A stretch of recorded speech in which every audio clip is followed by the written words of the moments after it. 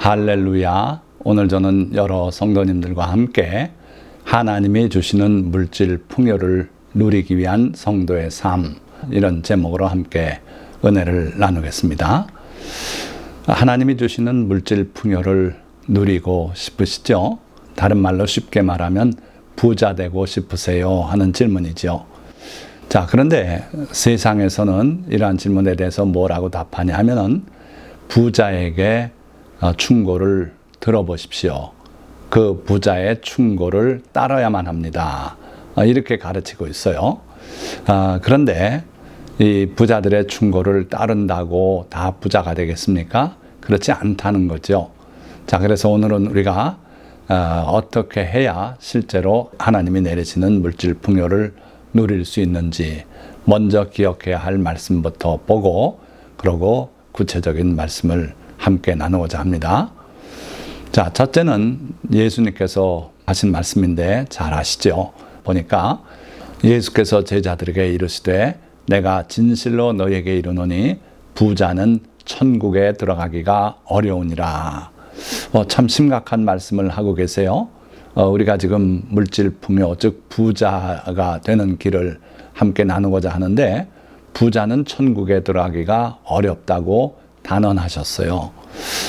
그러니까 오늘 이 설교를 들으시면서 나도 부자가 돼야겠다 하는 분들은 조심하시기 바랍니다. 부자는 천국에 들어가기가 어렵다 그러셨기 때문이에요. 자, 그러시면서 다시 너에게 말하노니 낙타가 바늘귀로 들어가는 것이 부자가 하나님의 나라에 들어가는 것보다 쉬우니라.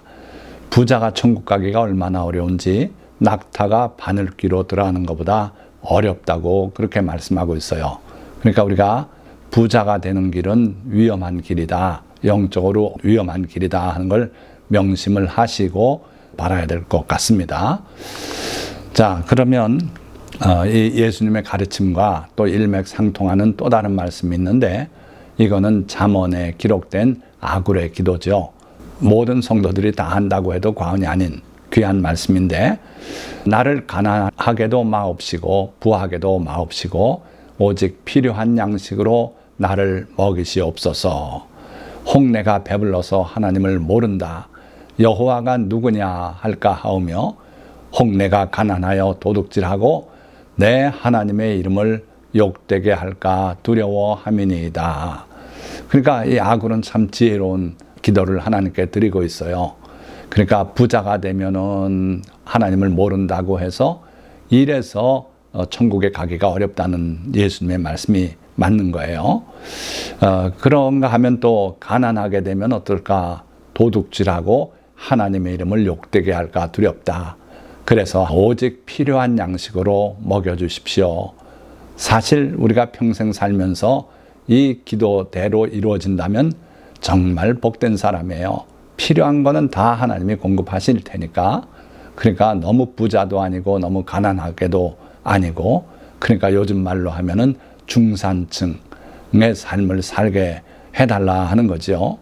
그래서 사실 우리 그리스도인들은 중산층으로 살면서 하나님을 기쁘시게 하고 이웃들에게 선을 베풀고 그렇게 살면은 사실은 잘 사는 거예요. 그러나 부자라야 할 수 있는 일들이 또 있어요.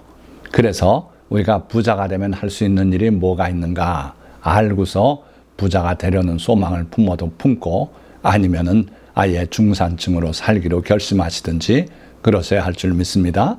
자, 부자가 되면 할 수 있는 일. 첫째, 사무엘하 19장 32절의 말씀을 보니까 바르실레라고 하는 한 노인에 대한 기사가 나와요. 바르실레는 매우 늙어 나이가 80세라. 그는 큰 부자이므로 왕이 마하나임에 머물 때에 그가 왕을 공개하였더라. 다윗 임금이 참 불행한 일이죠. 그 아들 압살롬의 반란에 급하게 피난을 떠나야 했어요. 아들하고 싸우기를 원치 않았기 때문입니다.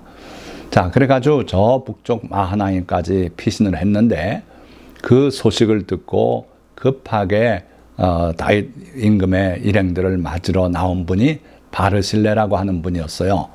이분은 이 당시에도 80세면 매우 늙은 걸로 이렇게 표현이 됐는데 그러나 큰 부자였어요. 그래서 이 다윗 임금과 또 그 모든 동행들이 마하나임에 머물고 있다가 나중에 승리하고 예루살렘으로 돌아갈 때까지 그의 필요를 다 돌봤어요. 물론 혼자 한 건 아니고 두 다른 지역 유지가 힘을 합하긴 했습니다만은 참으로 진심으로 다윗 왕을 섬기고 했던 분은 바로 이 바르실레예요. 그래서 다윗이 예루살렘으로 돌아올 때 바르실레 보고 함께 가자고 할 정도로 그렇게 성심껏 다윗 왕을 돌봤던 그런 분이죠. 만약에 바르실레가 큰 부자가 아니었다면 이 일을 감히 엄두를 못 냈을 거예요. 한두 사람 아니요, 수천 수만 명, 그것도 또 하루 이틀이 아니고 몇 달, 몇 년을 머물지 모르는 그 피난 행렬을 이가 공개했다 하는 거예요. 자, 그러니까 여러분들은 큰 부자가 되어서 이런 하나님께서 뜻하신 귀한 일들을 감당할 수 있는 그런 부자가 되시기를 주님의 이름으로 축원드립니다. 그런가 하면은 욥의 구제와 선행들, 욥기 31장에 상세하게 기록됩니다. 과부들, 고아들, 또 배고픈 사람들, 옷 없어서 헐벗은 사람들, 그가 보는 대로 그들을 그냥 돌려보낸 적이 없다고 말하고 있어요. 그 과부들을 불쌍히 여기는 것은 어릴 때부터 해왔대요. 구약의 어리란 말은 청년 시절을 말하는데 젊을 때부터 그런 일들을 행했던 욥이죠. 욥이 그 일을 할 수 있었던 것은 욥이 동방의 첫째 가는 부자였기 때문이에요. 그런 재력이 없이는 이러한 큰 일을 할 수는 없어요. 그래서 한두 건 우리가 하고 마음에 흡족해 하고 할 수는 있어도 욥의 그 행한 일들은 우리가 엄두 내기도 어렵다. 부자라야 할 수 있는 일이다 하는 거예요. 또 자기가 세상을 떠나면 들어가기로 하고 파놓은 새 무덤에 예수님을 장사한 아리마대 요셉, 빌라도에게 나가서 예수님의 시신을 달라고 당당하게 요청해서 그 예수님을 자기 무덤에, 미리 파놓은 무덤에 모셨던 아리마대 요셉, 부자라고 흔히들 말하는데 정말 위대한 부자였어요. 또 예수님께 일찍이 찾아 나와서 한밤중에 예수님의 교훈을 받았던 니고데모가 또 예수님이 돌아가시자 많은 향품을 가지고 와서 예수님의 장례를 요셉과 함께 치렀어요.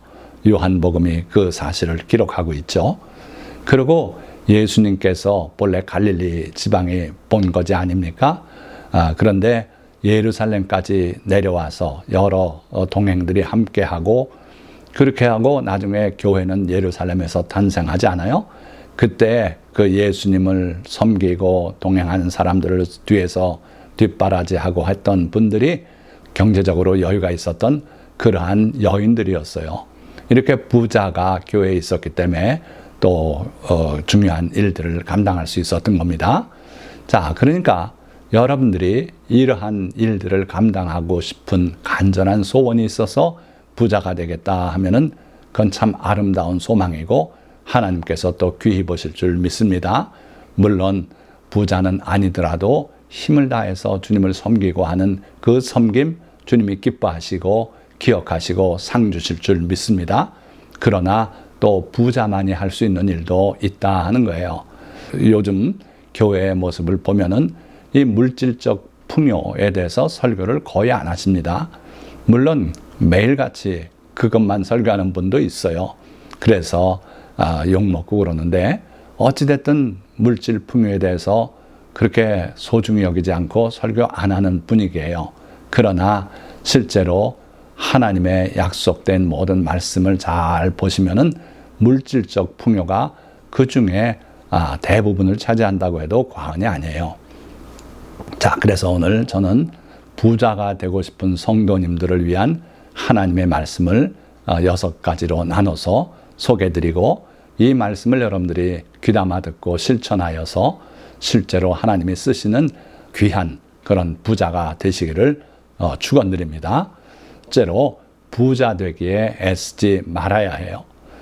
자, 무슨 얘기입니까? 부자 되기 위해서 이 말씀을 듣고 있는데 그런데 거기에는 분명히 부자 되기에 애쓰지 말라 그러셨어요. 잠언 23장 4절에서 5절 말씀입니다. 부자 되기에 애쓰지 말고 내 사사로운 지혜를 버릴지어다. 내가 어찌 허무한 것에 주목하겠느냐. 정령이 재물은 스스로 날개를 내어 하늘을 나는 독수리처럼 날아가리라. 자, 부자 되기에 애쓰면서 재물에 연연하고 그 재산을 모으는 데 집중하고 그러다 보면은 이 재물은 하나님의 복이 아닌 헛된 것이 돼버리기 쉽다는 거예요. 하나님을 섬기기 위한 목적으로 재산을 모으면 좋습니다. 하나님께서 귀히 보시고 그러한 복을 내려주실 거예요. 그러나 이 재산에만 집착해서 그것을 자기의 낙으로 삼고 이렇게 하다 보면 천국에서 멀어져요. 그래서 부자가 천국에 들어가기가 낙타가 바늘귀로 들어가는 것보다 어렵다고 하신 주님의 말씀이 바로 그런 뜻이에요. 그래서 여러분들 부자 되려고 애쓰는 것보다는 하나님을 영광되게 하는 그 삶을 목표로 살아가시기 바랍니다. 그렇지 않으면 여러분들이 모은 모든 재물은 허무한 것이 되고 마치 독수리가 저렇게 날개치며 날아가 버리듯이 그렇게 날아가 버릴 것이라고 분명히 말씀했어요. 그래서 여러분들은 재산에 집착하기보다는 하나님이 쓰실 수 있는 부자가 되어야 하겠다. 그래서 여러분들이 재산에 집착하지 않는다는 뜻으로 큰 부자가 되기 전이라도 나누어주고 구제하고 하나님께 드리는 그러한 성도가 되시기를 축원드립니다. 자, 두 번째는 삼가 모든 탐심을 물리치라 그러셨어요. 첫 번째 말씀과 일맥상통하는 말씀이죠. 누가복음 12장 15절 말씀 보니까 삼가 모든 탐심을 물리치라. 사람의 생명이 그 소유에 넉넉한 데 있지 아니하니라. 탐심을 물리치라 그러셨어요. 주님은 우리가 탐심을 가지고 물질에 대해서도 그렇고 명예나 권세나 어떤 것에든지 탐심을 부리면은 그거는 벌써 잘못돼 나가고 있다는 징조예요. 그래서 삼가 모든 탐심을 물리치라. 사람의 생명이 특별히 오늘의 주제에 관련해서 그 소유에 넉넉한 데 있지 아니하니라. 여러분들이 재물을 많이 모았다고 해서 여러분들의 그 삶이 참으로 생기 넘치는 삶이 되겠나? 그렇진 않다는 거예요. 재산이 많으면서도 행복하지 못하게 살고 그런 사람들이 너무나 많이 있지 않습니까? 자, 탐심을 부리면 그 결과가 어떻게 될까요? 잠언 1장 19절에 긴 비유적인 이야기가 나와요. 악인들이 너에게 와서 자기들과 전대 하나만 같이 하고 그리고 엎드려 기다렸다가 죄 없는 사람, 양순한 사람을 공격해서 그의 생명을 뺏고 재산을 뺏고 그걸 함께 나누자. 이러한 얼토당토하는 제안을 하는 경우를 상정해서 하는 말씀이에요. 자, 이익을 탐하는 모든 자의 길은 다 이러하여 자기의 생명을 잃게 하느니라. 그런 악한 행동을 하고 사람의 생명을 앗아가고 그리고 재산을 모은들 그 재산이 남아나겠습니까? 재산뿐 아니라 자기 생명까지 잃게 된다는 거예요. 그래서요, 탐심은 우리의 생명을 앗아가는 그러한 결과를 가져온다. 그래서 삼가 탐심을 물리치시기 바랍니다. 자, 이 첫 번째, 두 번째 말씀은 부자 되지 말라는 말씀 같은데 실제로는 부자 되기 위한 첫째, 둘째 관문이라고 생각하시면 돼요. 자, 세 번째 관문, 하나님의 것을 하나님께 드려라. 말라기 3장 7절부터 말씀, 잘 하시는 말씀이에요. 만군의 여호와가 이르노라. 너희 조상들의 날로부터 너희가 나의 규례를 떠나 지키지 아니하였도다. 그런즉 내게로 돌아오라. 그리하면 나도 너희에게로 돌아가리라 하였더니 너희가 이르기를 우리가 어떻게 하여야 돌아가리까 하는도다. 사람이 어찌 하나님의 것을 도둑질하겠느냐. 그러나 너희는 나의 것을 도둑질하고도 말하기를 우리가 어떻게 주의 것을 도둑질하였나이까 하는도다. 이는 곧 11조와 봉헌물이라. 너희 곧 온 나라가 나의 것을 도둑질하였으므로 너희가 저주를 받았느니라. 만군의 여호와가 이르노라. 너희의 온전한 11조를 창고에 들여 나의 집에 양식이 있게 하고 그것으로 나를 시험하여 내가 하늘 문을 열고 너희에게 복을 쌓을 곳이 없도록 붙지 아니하나 보라. 자, 많이 듣지 않았습니까? 11조에 관해서 교회마다 이 말씀을 봉독하면서 11조를 강요하듯이 그렇게 말씀하고 있어요. 그러나 11조는 강요하는 것이 아닙니다. 하나님의 것을 왜 도둑질하냐 하는 그런 지적일 뿐이에요.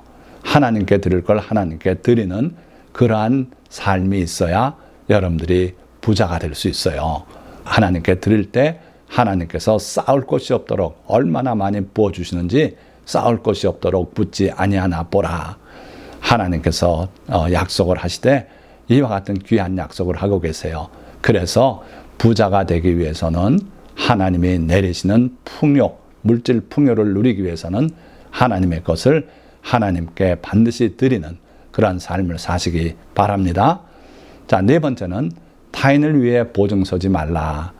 자, 아무리 잘 나가다가도요, 타인을 위한 보증이 잘못돼가지고 집을 날리고 재산을 날리고 자녀들까지 그 불행한 소용돌이 속에 휘말리고 그런 경우들이 참 많아요. 우리나라는 왜 그렇게 많은지 주변에 그런 분들 참 많이 볼 수 있어요. 자, 잠언 11장 15절 말씀은 이 보증에 관해서 뭐라고 말씀하는가 보세요. 타인을 위하여 보증이 되는 자는 손해를 당하여도 손해를 당한대요. 보증이 되기를 싫어하는 자는 평안하니라.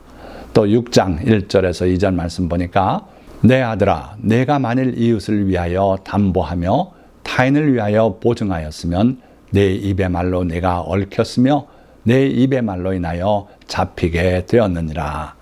요즘 식으로 말하면 도장 하나 잘못 찍어서 그 도장으로 말미암아 내가 망하게 되었다. 이런 말씀으로 해석할 수 있는 거죠. 그러니까 여러분들이 보증이 얼마나 무서운지 사회적인 경험이 있으면 다 알게 되실 거예요. 그런데 젊은 층들은 그걸 잘 모르고 살아가는 것 같기도 해요. 그래서요, 보증 잘못 쓰는 그것 때문에 망하는 일, 그거 있으면 부자 되는 길은 이미 끝나는 거지요. 그래서 하나님께서는 성도들에게 보증 서지 말라. 보증을 섰으면 빨리 그걸 어떻게 해결해서 풀려나도록 노력해라 하는 말씀이에요. 자, 다섯 번째. 내일도 오늘과 같을 것으로 착각하지 말라. 자, 이 말씀이 성경에 그대로 있진 않아요. 그러나 말씀에 입각해서 제가 제목으로 잡아본 겁니다. 자, 이사야 56장 12절 말씀. 오라, 내가 포도주를 가져오리라. 우리가 독주를 잔뜩 마시자. 내일도 오늘같이 크게 넘치리라 하느니라. 자, 말씀 보니까 오늘 넘치고 있다는 얘기죠. 그러니까 오늘의 삶이 풍요롭고 부족함이 없고 그러고 남부럽지 않은 그런 삶을 살고 있는데 내일도 그와 같을 것이라는 그런 가정하에서 지금 포도주를 먹고 독주를 마시고 그러면서 그 속생각을 드러내고 있어요. 그러나 이것은 어리석은 생각이에요. 우리가 상수로 생각하는 여러 가지 요소들이 변수일 수 있어요. 실제로 변수지요. 이자율 어떻습니까? 2.5%로 융자 받아서 내가 원리금 150만 원씩만 지불하면 이 아파트에서 살 수 있다. 그래가지고 사지 않습니까? 그런데 이자율이 상수가 아니에요. 결코. IMF 때 또 그 2008년 경제위기 때 이자율이 거의 20%를 향해서 올라간 적이 있어요. 그러니까 그런 경험을 아직 못 해본 사람들은 이자율을 어느 정도 상수라고 그렇게 가정을 해요. 그러다가 큰일 나는 수가 있어요. 이자율이 올라감으로써 자기가 갚을 수 없는 그런 빚 속에 시달리는 경우가 있다. 그래서 참으로 하나님이 내리시는 물질적 풍요를 누리고 싶으시면 변수를 상수로 착각하고 살아서 그것 때문에 낭패 보는 일이 없도록 하시기 바랍니다. 환율도 그렇습니다. 세계 정세가 그렇습니다. 보건 환경, 코로나라든지 멍키, 박스 같은 거라든지 원숭이 두창 뭐 이런 거 알 수 없는 많은 질병들 수시로 발생하고 그게 또 세상을 어떻게 소란스럽게 하는지 몰라요. 그래서 이러한 모든 변수를 여러분들이 고려하고 여러분들이 감당할 수 있는 범위 안에서만 빚을 내고 그렇게 하셔야 돼요. 그렇지 않으면은 일시에 붕괴될 수 있다. 그럼 부자가 되는 길하고는 멀어지는 거죠. 야고보 사도는 너희는 내일 일을 알지 못하는도다. 분명히 단언하고 있어요. 자, 6번째 마지막 계미를 보고 지혜를 얻으라. 잠언 6장의 말씀이에요. 게으른 자여 계미에게 가서 그가 하는 것을 보고 지혜를 얻으라. 계미는 두령도 없고 감독자도 없고 통치자도 없으되 먹을 것을 여름 동안에 예비하며 추수 때에 양식을 모으느니라. 자, 정말 하나님께서 이 계미를 왜 지어 놓으셨나 우리가 그 이유를 잘 모를 때가 많지요. 그러나 그 계미가 열심히 활동하는 것을 가서 살펴보면 이야, 참 얘들이 도대체 누가 이들을 명령했기에 이렇게 열심히 일하는가. 쉴 틈 없이 일해요. 그렇죠? 자기 몸에 뭐 30배 이상 되는 그런 무게를 끌고 가고 짊어지고 가고 그게 계미 아닙니까?